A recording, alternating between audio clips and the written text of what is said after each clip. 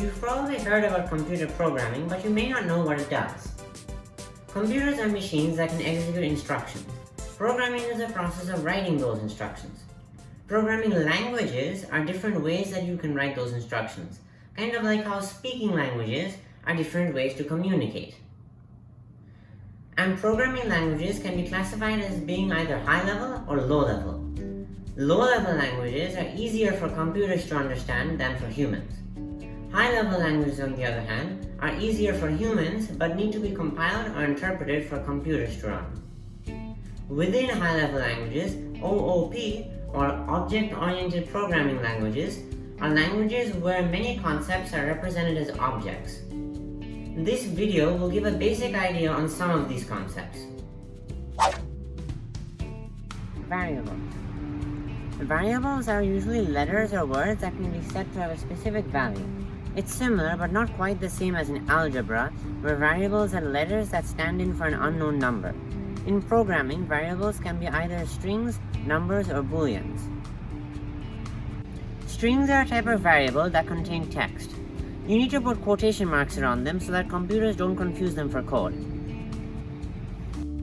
Booleans are a type of variable that can only be set to true or false. They're useful in scenarios where you need to ask a question, such as, is it raining right now?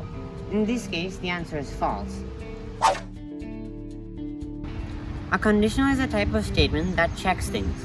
An example of one is an if-then statement. If a condition is met, then something else happens. Another type of conditional is the if-then-else statement.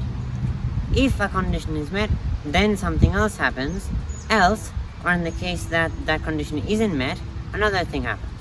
Here's a real-life scenario. Imagine you're standing in front of a button. If you press it, it turns red. If you're not pressing it, which is the else condition, then it just lights up green. Lastly, in some, but not all, OOP languages, there are things called sprites. Sprites are objects that have properties, and those properties can be changed with code. Those properties could be things such as rotation, position, and how they look.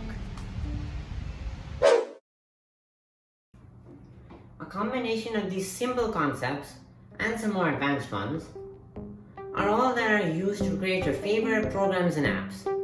And if you go even deeper, it's all just ones and zeros.